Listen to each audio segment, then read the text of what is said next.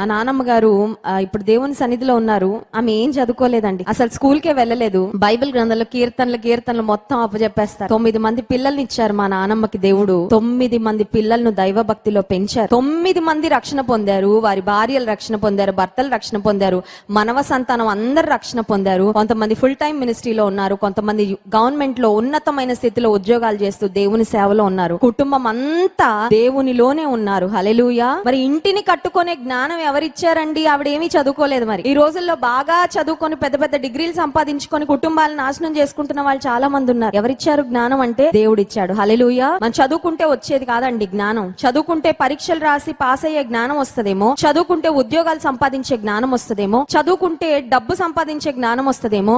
జీవితాన్ని కట్టుకునే జ్ఞానం ఎక్కడొస్తది? ఏ స్కూల్లో నేర్చుకోవచ్చు అంటే దేవుని స్కూల్లో, మందిరంలో. హల్లెలూయా. మోకాళ్ళ బడిలో నేర్చుకోవచ్చు. హల్లెలూయా.